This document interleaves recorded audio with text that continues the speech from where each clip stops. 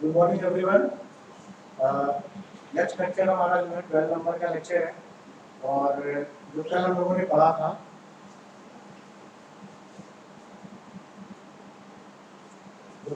पढ़ा था उसको हम लोग कंटिन्यू करेंगे। ठीक है,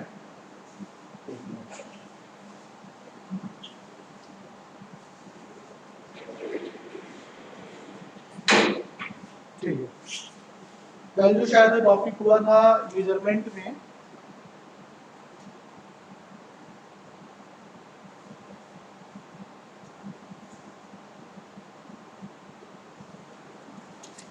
वो हम लोगों ने देखा था एक्यूरेसी क्या होता है, एरर क्या होती है, ठीक है, प्रेसिजन क्या होता है, मतलब यथार्थता के बारे में देखा था और सूक्ष्मता के बारे में देखा था। ठीक है, टॉलरेंस के बारे में देखा था, उसकी सहिष्णुता कहते हैं। ठीक है, चलो अब देखते हैं अगला टॉपिक, अगला जो पॉइंट है वो है डैम्पिंग के बारे में। लिखते चलना सब लोग कॉपी पे।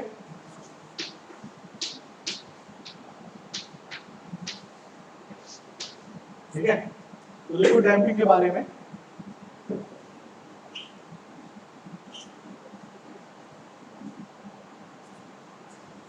ठीक है, देखो डैम्पिंग अवमंदन क्या होता है कि जब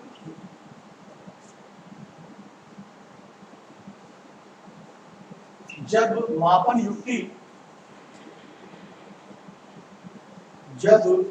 युक्ति पर मापन के लिए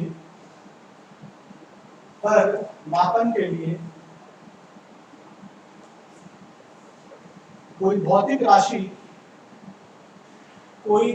राशि निवेशित की जाती है तो उसका चल तंत्र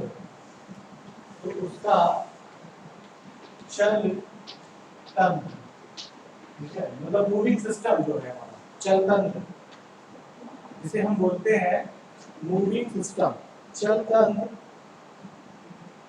विक्षेपित होता है और मापी जाने वाली राशि की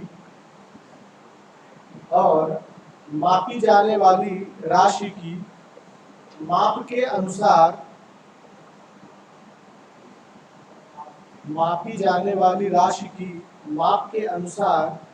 अंतिम विक्षेप स्थिति पर डिफ्लेक्शन कहते हैं।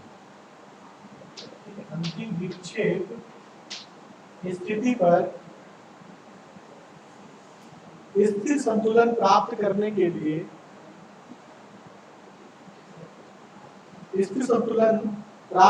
के लिए कॉमा करके लिखेगा अंतिम विक्षेप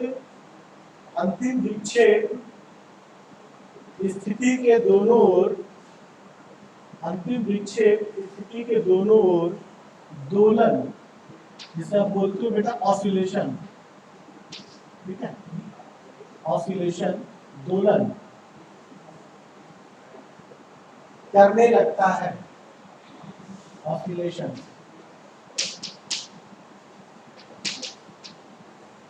ठीक है, ऑसिलेशन से दोलन करने लगता है।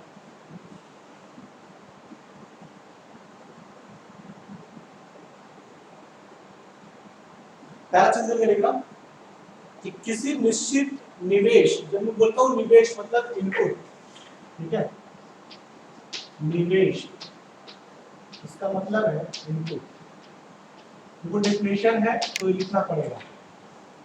किसी निश्चित निवेश पर मापन उपयंत्र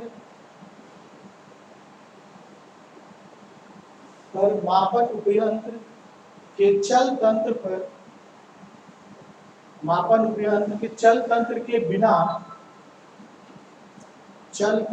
बिना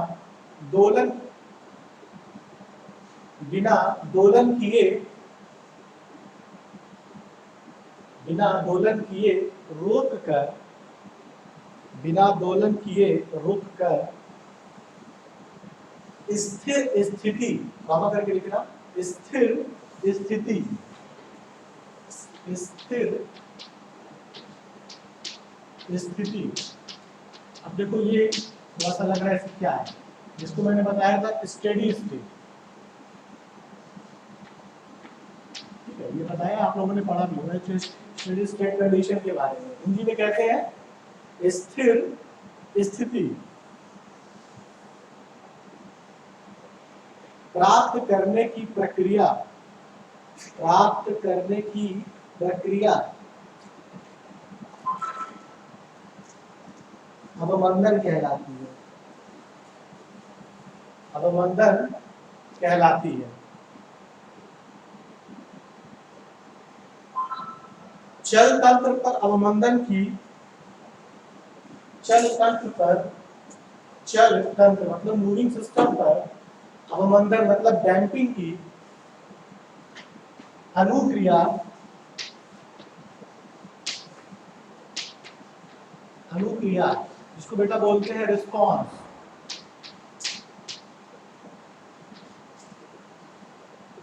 के अनुसार अवमंदन 3 प्रकार का होता है, के अनुसार अवमंदन 3 प्रकार का होता है।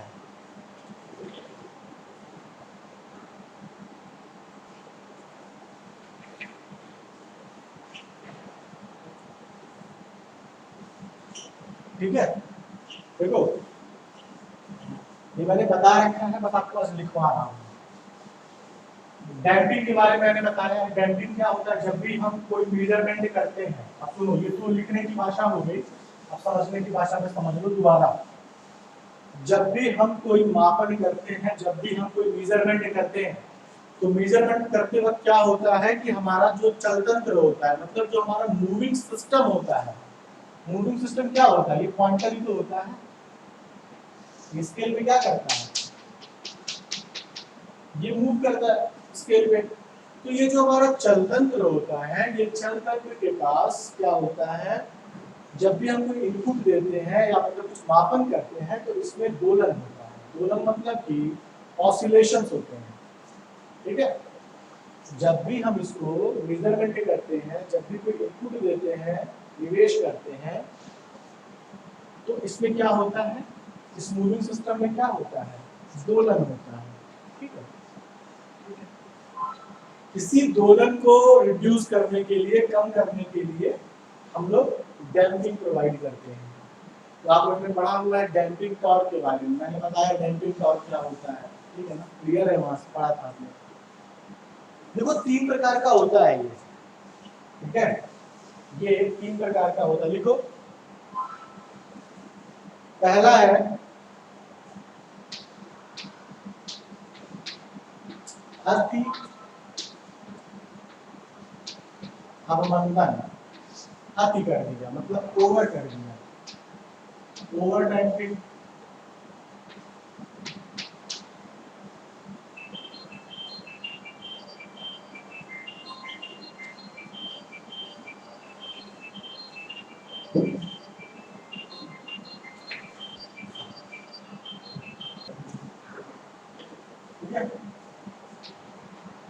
सेकंड है न्यून अवमंदन,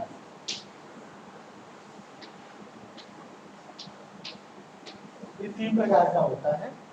अति अवमंदन, न्यून अवमंदन, जिसे हम बोलते हैं बेटा अंडर डैम्पिंग,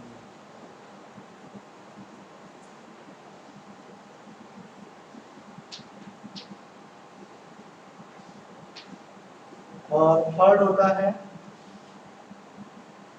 क्रांतिक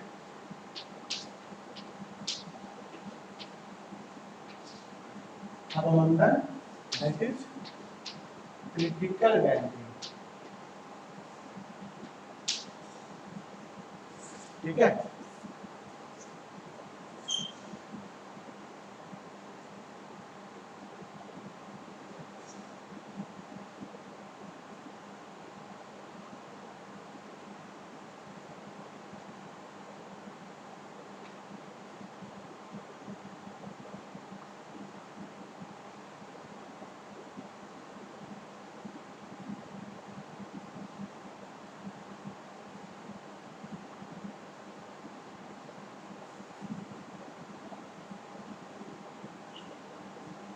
ये अगर लिख लिया तो इसको साफ कर रहा हूँ और एक ग्राफ के द्वारा समझते हैं तीनों को। पीपीटी मैंने बता रखा है, वैसे इस चीज को यहाँ पर समझ लेते हैं।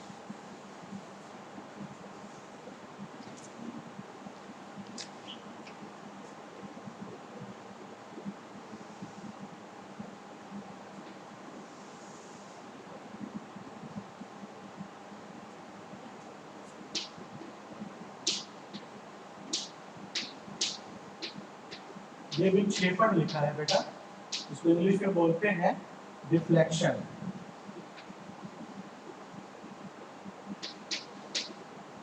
ठीक है, और यहाँ पे है समय,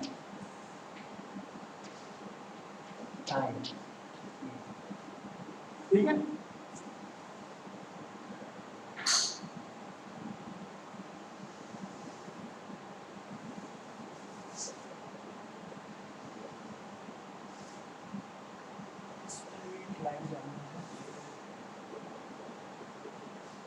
स्ट्रेट लाइन में जा रहा है, ये स्ट्रेट लाइन जा रहा है। ठीक है,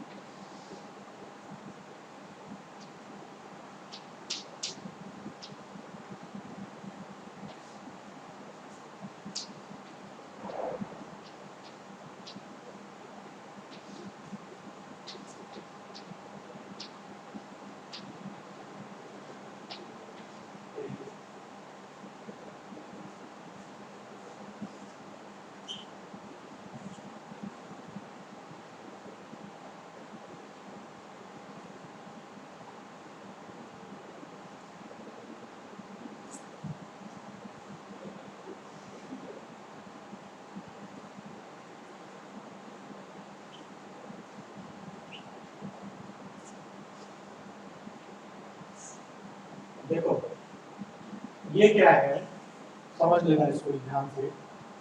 ये है बेटा समय और ये है रिफ्लेक्शन, मतलब थीटा, और समय टी मतलब रिफ्लेक्शन, और यहाँ है टाइम। रिफ्लेक्शन और टाइम, आपको पता है कि जब भी हम कोई मेजरमेंट करते हैं या कोई मापन करते हैं तो हमारा जो पॉइंटर होता है वो डिफ्लेक्ट करता है। पॉइंटर हमारा क्या करता है, ऐसे कुछ कोण बनाता है। पॉइंटर क्या है, देखा जाए कुछ ना कुछ एक कोण बना रहा है। ठीक है, कोण बनाने की स्थिति में क्या होता है, जब पॉइंटर हमारा रोटेट करता है किसी स्थान से स्थान पर, तो मैंने कहा कि इस पॉइंटर पे डिफ्लेक्शन होता है, जो ऑसिलेशन वाइब्रेशन होती है, ऑसिलेशन होता है। ये पॉइंटर हमारा वाइब्रेट करता है, घूमता रहता है अपने एक्सिस पे। मतलब कि ऐसा समझ लो, ये मैंने आपको बताया भी है बट एक बार फिर से देखो। जब मेजरमेंट हम कर रहे हैं तो हमारे यहाँ पे क्या करेगा, ये ऑसिलेट करता रहेगा पॉइंटर। तो इस स्थिति में सही मान बताना मुश्किल है कि एग्जैक्टली हमारा पॉइंटर कौन सा मान शो करेगा, सही मान क्या होगा, हम ये बता नहीं सकते हैं। तो हमारा ऑब्जेक्टिव क्या होना चाहिए, हमारा प्रयास क्या होना चाहिए, हमारा प्रयास सिर्फ इतना होना चाहिए जितनी जल्दी हो सके, जितनी जल्दी हो सके ये हमारा जो पॉइंटर मूव करता है ये उतनी जल्दी अपनी स्थिति में स्थिर हो जाए, ठीक है, स्टेडी स्टेट हो जाए, मतलब स्थिर स्थिति में आ जाए, जितनी जल्दी आ जाए। जब मैं बोलता हूँ जितनी जल्दी आ जाए मतलब मैं समय की बात करता हूँ, ठीक है। जब मैं बोलता हूँ कितनी जल्दी हमारा विस्थापन या हमारा वाइब्रेशन मतलब हमारा दोलन कितनी जल्दी स्थिर हो जाए, वहां पे हम समय की बात करते हैं। इसीलिए बेटा समय और कोण के बीच का ये जो कर्व है ये बनाया गया है।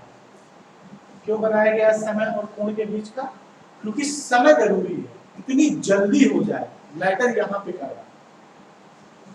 धीरे धीरे होगा कि कितना तुरंत होगा कि कुछ समय बाद होगा, क्या स्थिर। तो हमने कहा कि ये हमारी जो वैल्यू है ना ये डी, ये हमारी डिफ्लेक्टेड वैल्यू है, ठीक है। इसको हम बोलते हैं डी, मतलब हमारा ये स्थिर मान यही है, ये वाला जो कर्व है ना ये हमारा स्थिर मान है, ठीक है।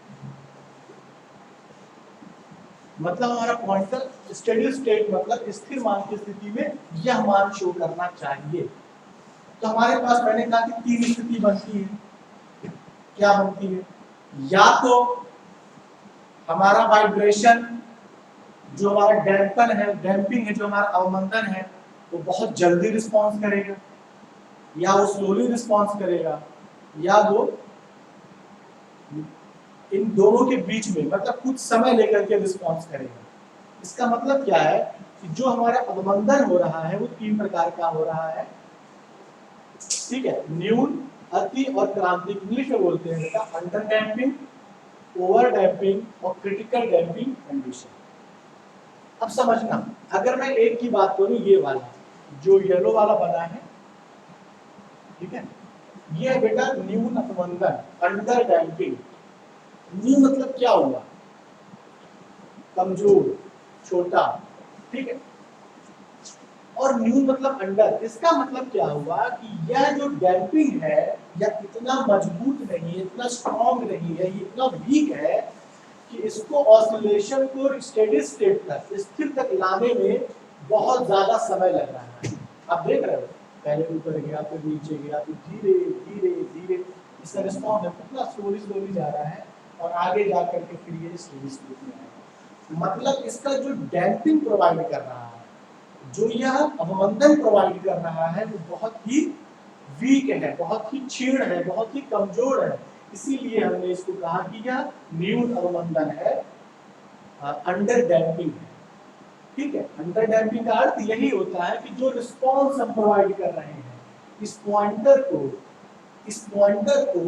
स्थिर करने के लिए, जो हम अवमंदन प्रोवाइड कर रहे हैं, जो हम डैम्पिंग प्रोवाइड कर रहे हैं, वह डैम्पिंग इतना वीक है, इतना कमजोर है कि वह बहुत समय ले रहा है स्टेडी स्टेट को आने में।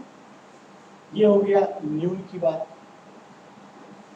अगर ये अंडर डैम्पिंग है तो ओवर डैम्पिंग की बात क्या होगी। देखो ओवर डैम्पिंग मतलब कि आप ये देखो, ये वाला जो रेड वाला है, ठीक है, ध्यान से देखो ये कहां तक जा रहा है, ये सीधे जा रहा है यहां पे।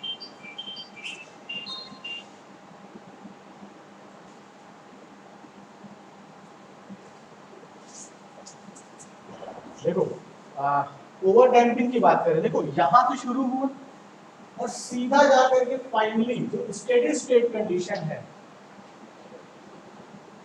स्टेडी स्टेट कंडीशन, जिसको इंग्लिश हिंदी में बोलते हैं बेटा स्थिर स्थिति, अभी बोला था अभी लिखवाया था स्थिर स्थिति। स्टेडी स्टेट कंडीशन मतलब क्या हुआ कि ये जो कंडीशन है बेटा ये स्टेडी स्टेट की कंडीशन है। तो देखो सीधा गया और तुरंत जाकर के डैम्पिंग प्रोवाइड कर दिया, यहां से हुआ, ऐसा नहीं कि फ्लक्चुएशन हो रहा है, वो सीधा गया और यहाँ पे जाकर के डैम्पिंग प्रोवाइड कर दिया। इसका मतलब ये इतना स्ट्रॉन्ग होता है, कौन सा ओवर डैम्पिंग, इतना स्ट्रॉन्ग होता है यह बहुत ही ज्यादा, बहुत ही तेजी से दोलन को, दोलन में जो दोलन हो रहा है, जो इसमें वाइब्रेशन हो रही है, ऑसिलेशन हो रहा है, उसको रिड्यूस कर देता है, उसको मिनिमाइज कर देता है, बहुत तेजी से करता है। जैसे ही आप इसको लगाया खट से आपको ये वाइब्रेशन रुक जाएगा, यहाँ पे जो जैसे वाइब्रेशन हो रहा है ये रुक जाएगा। वहीं पे जो न्यून है ये बहुत समय लेता है, ठीक है, पूरा रिस्पॉन्स जा रहा है, ऐसे टाइम ले रहा है। तो ये टाइम रिस्पॉन्स करके हम उसी तरह का समझते हैं। तो बात आती है कि क्रिटिकल डैम्पिंग, ये भी सही नहीं है, ये भी सही नहीं है। हमको चाहिए ऐसा जो बीच का रास्ता हो, बहुत जल्दी भी ना कर दे और बहुत समय भी ना ले। इसीलिए हम एक शब्द का इस्तेमाल करते हैं, क्रांतिक, क्रिटिकल डैम्पिंग। क्रिटिकल डैम्पिंग में क्या करेगा, यह साम्यावस्था को बनाए रखेगा, ना बहुत ज्यादा तेजी से और ना बहुत स्लोली, एक मिडिल में, एक मिडिल मैन की तरह कार्य करेगा। आप यहाँ पे देख रहे हो कि थोड़ा सा पहले गया और धीरे धीरे धीरे धीरे फिर ये जाकर के स्टेडी स्टेट कंडीशन में अपने आप को सेट कर लेता है, ठीक है। इन दोनों के बीच की स्थिति है क्रिटिकल डैम्पिंग, मतलब कि अंडर डैम्पिंग और ओवर डैम्पिंग के बीच की स्थिति है क्रिटिकल डैम्पिंग। ये बहुत इंपॉर्टेंट है बेटा, ये एग्जाम के लिए आपके बहुत इंपॉर्टेंट है, डायरेक्ट पूछा जाएगा कि डैम्पिंग क्या होता है, डैम्पिंग के प्रकार क्या होते हैं, और इसको समझाइए, ठीक है। इसीलिए इस पे फोकस किया जा रहा है, ठीक है, समझ में आया। चलो क्लास के बारे में लिख लो, ठीक है। अवमंदन के प्रकार में सबने लिख लिया था। पहला लिखो अति अवमंदन, अति अवमंदन में लिखो ओवर डैम्पिंग में, पहला है ओवर डैम्पिंग, पहला है ओवर डैम्पिंग। देखो मापन उपयंत्र के, मापन उपयंत्र के चल यंत्र पर, मापन उपयंत्र के चल यंत्र पर अवमंदन की अनुक्रिया, अवमंदन की अनुक्रिया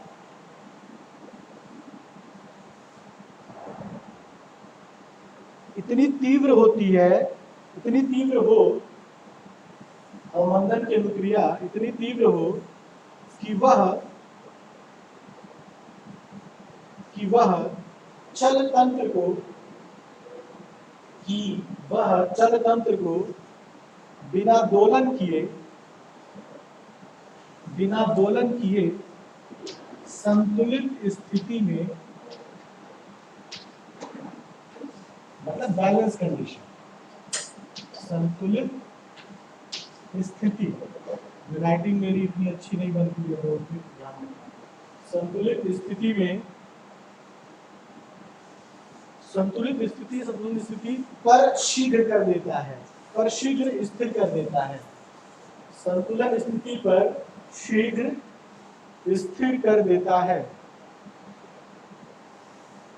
ठीक है। ओवर डैम्पिंग मतलब कि कितनी जल्दी ला करके इसको स्थिर कर दिया, ये स्थिर वाला है, ऊपर जो रेफरेंस है इसको लाके स्थिर कर दिया, ये देखो खट से लाया और यहाँ पे स्थिर कर दिया, समझ गए।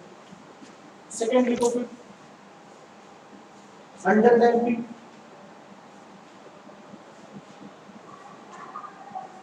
अंडर डैम्पिंग न्यून अवमंदन जिसे कहते हो। देखो मापन उपयंत्र के चल तंत्र पर, मापन उपयंत्र के चल तंत्र पर अवमंदन की अनुक्रिया, अवमंदन की अनुक्रिया इंग्लिश में डैम्पिंग जो है उसका रिस्पॉन्स, डैम्पिंग रिस्पॉन्स, अवमंदन की अनुक्रिया यदि इतनी क्षीण हो, यदि इतनी क्षीण हो, कमजोर हो, वीक हो, ठीक है, क्षीण, कमजोर, वीक, जो भी आप वर्ड इस्तेमाल करो, इतनी क्षीण हो कि संतुलित स्थिति पर स्थिर स्थिति प्राप्त करने के लिए, स्टेडी स्टेट प्राप्त करने के लिए, संतुलित स्थिति पर स्थिर स्थिति प्राप्त करने के लिए मापन युक्ति का चल तंत्र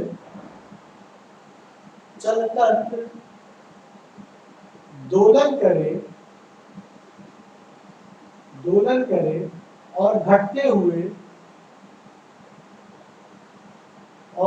हुए दोलन आयाम शीघ्रता से दोलन आयाम मतलब होता है बेटा एम्पलीट्यूड, ऑसिलेशन का एम्पलीट्यूड। ठीक है, मतलब कि एक टाइम में कितना वो ट्रेवल कर रहा है पाथ को, उसी को आयाम कहते हैं ना, तो पता होगा।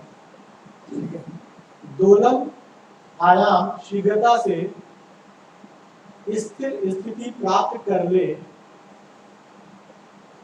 इस प्रकार का अवमंदन न्यून अवमंदन कहलाता है।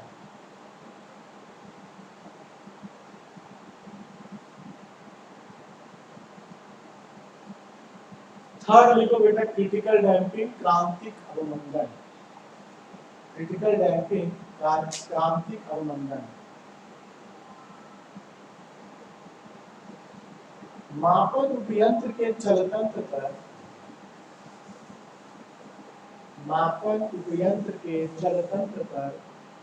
अवमंदन की अनुक्रिया जब न अधिक तीव्र हो और न अधिक क्षीण हो तो भी मापन युक्ति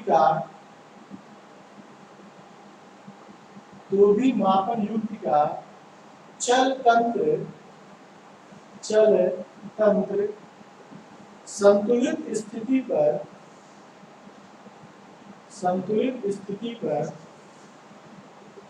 स्थिर स्थिति प्राप्त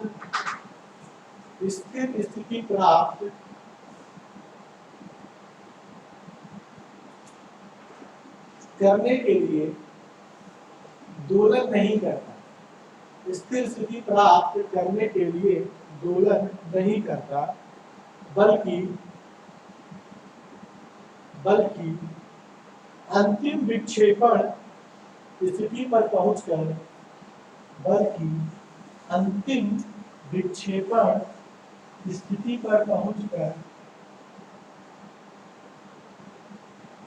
स्थिर हो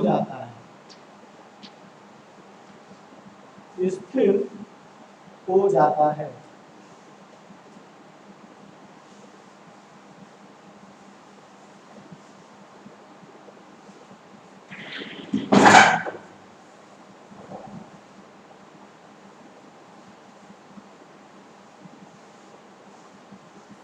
कहीं कोई डाउट अगर है तो बताना।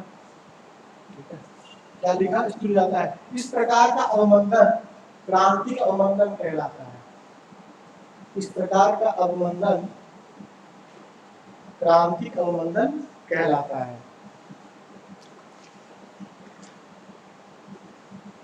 ठीक है, चलो बहुत बढ़िया।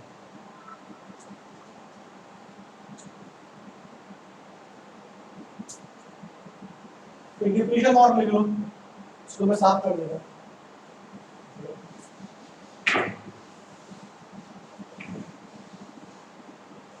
डेफिनेशन लिखो, एक और लिखो, स्थायित्व या स्थायित्वता, स्टेबिलिटी।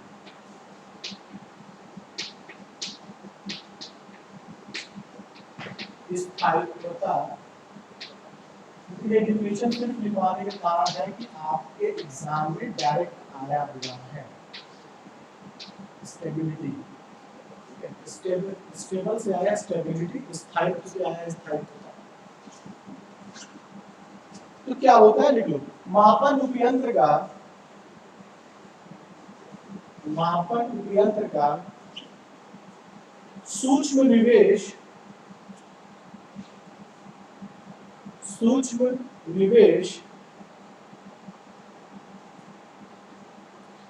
परिवर्तनों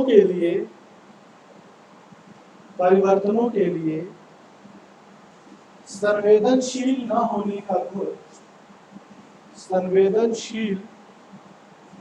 होने का गुण स्थायित्वता कहलाती है।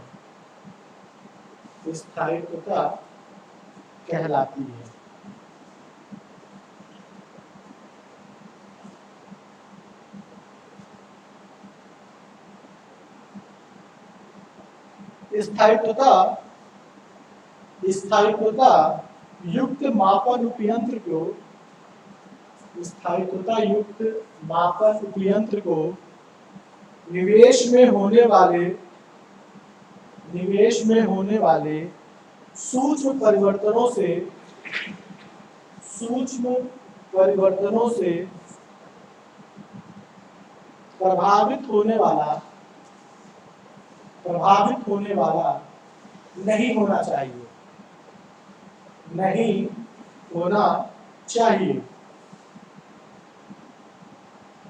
यह गुण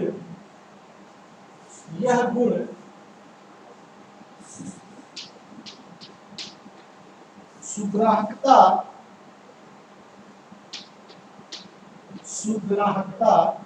जिसको बेटा बोलते हैं सेंसिटिविटी, कितना कठिन हो गया सुग्राहकता, सेंसिटिविटी कितना आसान हो गया। ठीक है, कोशिश करो कि आप लोग इंग्लिश को भी लेके चलो, जहाँ तक टेक्निकल सब्जेक्ट की बात है। सेंसिटिविटी सुग्राहकता के विपरीत गुण है, मतलब यह जो स्थायित्वता है यह इसके विपरीत है, सेंसिटिविटी के अपोजिट है, विपरीत गुण है।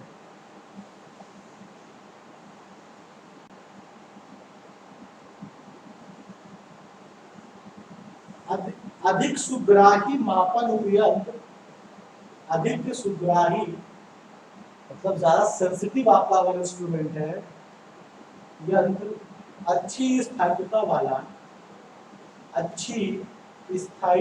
वाला नहीं हो सकता, अच्छी स्थायित्वता वाला नहीं हो सकता। ठीक है, अब समझ लो क्या है। देखो, जब भी हम मेजरमेंट कर रहे हैं, मापन कर रहे हैं, तो हम क्या कहते हैं कि अगर कोई हम निवेश कर रहे हैं, मतलब कोई इनपुट ले रहे हैं, उस इनपुट के अकॉर्डिंग जो हमारा मापन जो हमारा आया है, जो हमारी वैल्यू आई है, जो रीड करने की हमारी वैल्यू आ रही है, वो स्थिर है या उसमें परिवर्तन हो रहा है। अगर वह स्थिर है, परिवर्तनशील नहीं है, तो उसी गुण को बोलते हैं स्थायित्वता। ठीक है, जो भी हम उस पर इनपुट दे रहे हैं, उस इनपुट के अकॉर्डिंग उसमें कुछ ऐसा ना हो कि इतनी ज्यादा संवेदनशीलता हो कि हमारा वैल्यू परिवर्तन होता है। भाई हम अगर बार बार वैल्यू को देते रहे तो ऐसा ना हो कि एक बार में यह रीडिंग दिखा रहा है, अगली बार में ये रीडिंग दिखा रहा है, अगली बार में ये रीडिंग दिखा रहा है। अगर ऐसा है तो स्थायित्व है क्या? नहीं, क्योंकि परिवर्तन हो रहा है, परिवर्तन नहीं होना चाहिए। तो अगर किसी भी मापक उपयंत्र में यह गुण पाए जाते हैं तो उसी को बोलते हैं क्या? स्थायित्वता। डेफिनेशन है, बोरिंग है, लेकिन पढ़ना है। ठीक है, और सुग्राहकता के ये अपोजिट होता है, मतलब सेंसिटिविटी। जितना सेंसिटिविटी हो, अभी बताऊंगी क्या होता है।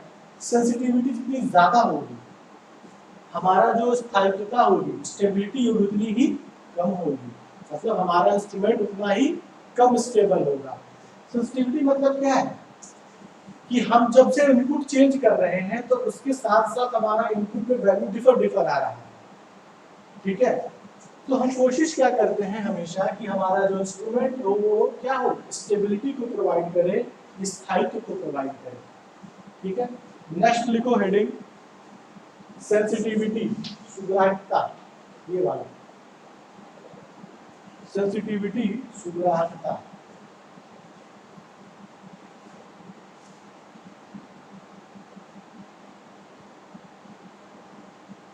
देखो किसी मापन उपयंत्र की सूक्ष्मतम मापांतर, किसी मापन उपयंत्र की सूक्ष्मतम मापांतर मतलब माप में अंतर, डिफरेंस इन मेजरमेंट, सूक्ष्मतम मापांतर के प्रति संवेदनशीलता, के प्रति संवेदनशीलता उसकी सुग्राहकता कहलाती है, उसकी सुग्राहकता कहलाती है। जो मापन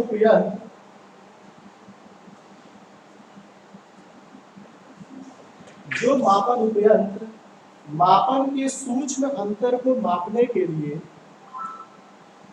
मापन के सूक्ष्म अंतर मतलब स्मॉल लेवल पे भी कोई डिफरेंस है, कोई वैल्यू में अंतर है, उसको भी मापने के लिए जितना अधिक सक्षम होता है, जितना अधिक सक्षम होता है वह उतना ही अधिक सुग्राही कहलाता है, वह उतना ही अधिक सुग्राही मतलब सेंसिटिव कहलाता है। ठीक है भाई, अगर आपको थोड़ी सी गर्मी लगी, थोड़ी सी बारिश हुई, थोड़ा सा ठंड लगा तो आपका बॉडी सेंस कर लिया इसको, टेम्परेचर डिफरेंस को, ह्यूमिडिटी डिफरेंस को, तो आप कहते हैं ना बॉडी बहुत सेंसिटिव है। सेंसोडाइन की बात करते हो, थोड़ा सा दांतों में कड़कड़ाहट हुई, थोड़ा ठंड लगा, थोड़ा गर्म पानी पी लिया, तो हम इतनी जल्दी जो डिफरेंस ऑफ टेम्परेचर को मेजर कर लेते हैं अपनी बॉडी के लिए, तो हम बोलते हैं कि हमारा बॉडी उतना ही सेंसिटिव है, कहते हैं ना। उसी प्रकार मापक उपयंत्र के लिए भी क्या होता है कि जब हम कोई माप में अंतर प्रोवाइड करते हैं, थोड़ा डिफरेंस प्रोवाइड होता है, सूक्ष्म अंतर बहुत स्मॉल, और उसको भी वो नाप लेता है, उसको भी वो मेजर कर लेता है, तो हम कहते हैं कि हमारा जो इंस्ट्रूमेंट है, हमारा जो मापन यंत्र है वो सेंसिटिव है, ठीक है, सुग्राही है। ठीक है,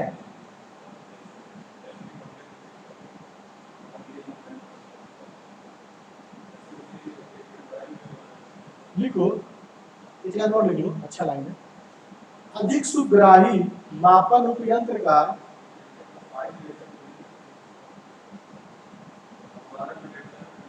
सॉरी ये लाइन को काट देना, ठीक है, लिखना किसी मापन उपयंत्र के लिए,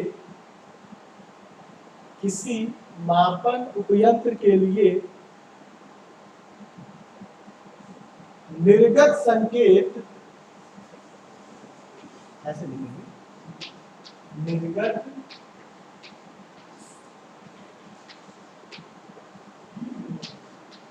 संकेत, निर्गत संकेत में सूक्ष्म परिवर्तन, में सूक्ष्म परिवर्तन तथा निवेश संकेत में, तथा निवेश संकेत में संगत सूक्ष्म परिवर्तन का अनुपात,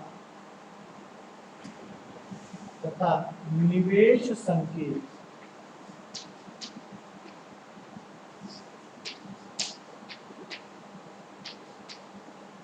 निवेश संकेत में संगत सूक्ष्म परिवर्तन का अनुपात उसकी सुग्राहकता कहलाती है, उसकी सुग्राहकता कहलाती है।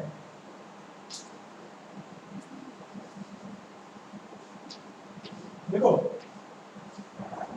निर्गत हिंदी में, इंग्लिश में आउटपुट कहते हैं, ठीक है, निवेश इनपुट है, जो हम निवेश कर रहे हैं, जो हम मेजर कर रहे हैं और जो हमको मिल रहा है, ठीक है।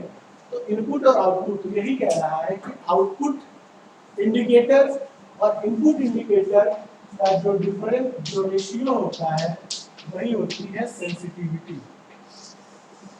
ठीक है, वही होती है सुग्राहकता। ठीक है,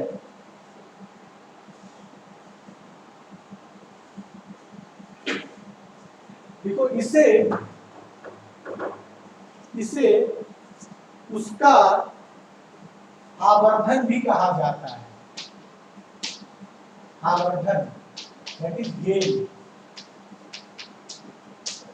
इसे उसका आवर्धन भी कहा जाता है। कर रहा है गेन। मैग्निफिकेशन मतलब कि इनपुट इतना दिया, आउटपुट इतना मिला, इतना वैल्यू बढ़ गई, आवर्धन हो गया। आवर्धन मतलब होता है बेटा बढ़ना। जैसे मिरर इमेज बनाते हो ना एक दर्पण में, जब आप फर्स्ट ईयर में पढ़े होगे या उसमें ऑप्टिक्स पढ़े होगे, प्रकाश पढ़े होगे या 12th में पढ़े होगे, तो देखते हो ना लेंस के द्वारा क्या होता है या मिरर के द्वारा क्या होता है। एक छोटा सा ऑब्जेक्ट होता है, जब हम इसको ऐसे पास कराते हैं, ठीक है, एक छोटा सा ऑब्जेक्ट होता है और यहाँ पे उसका बड़ा सा इमेज बन जाता है। तो हम कहते हैं ना उसका आवर्धन हो गया, मैग्निफिकेशन हो गया, गेन हो गया। तो यही बात यहाँ पे कह रहा है भाई, अगर आउटपुट ज्यादा है, इनपुट अगर इस इनपुट से, तो हम कहेंगे ना कि मैग्नीफाई कर गया, बड़ा हो गया, गेन हो गया। ये होती है सेंसिटिविटी के बारे में। ठीक है, सारे डेफिनेशन इंपॉर्टेंट हैं, डायरेक्ट पूछे जाते हैं एग्जाम में। ठीक है, चलो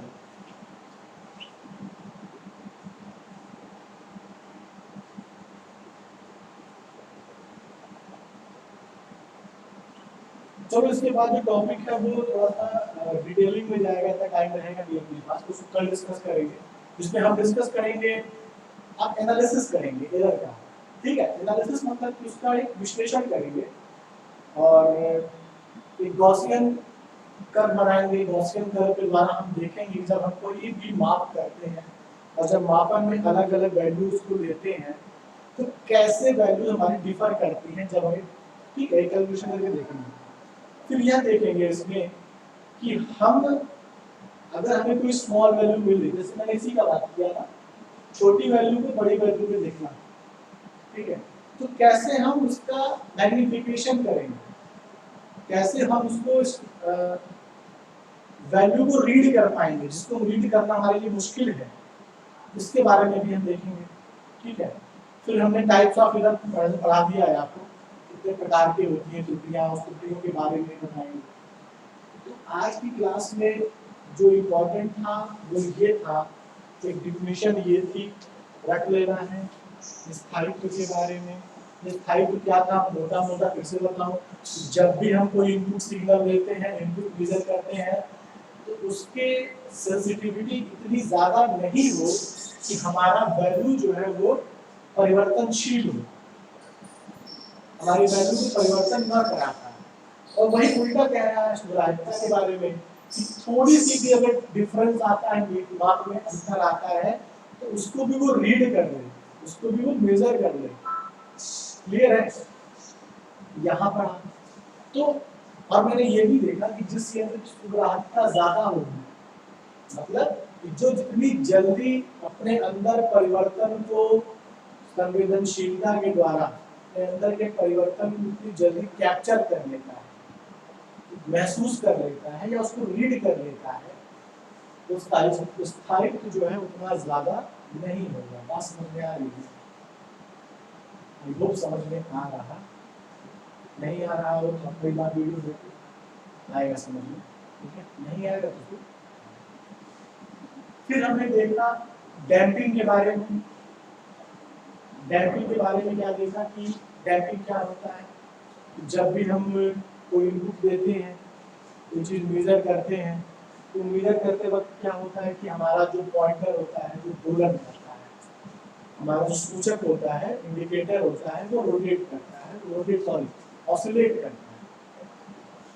करता है। तो उसको डैम्पिंग प्रोवाइड करते हैं कि उसका जो विक्षेपण हो रहा है, डिफ्लेक्शन हो रहा है, वो रुक जाए, अवमंदित हो जाए। इसलिए अवमंदन को हम बात करते हैं, और हम लोगों ने यहाँ पे अवमंदन की बात, ठीक है, अवमंदन की बात की, हमने कहा 3 प्रकार का होता है, न्यून, अति और क्रांतिक। ठीक है,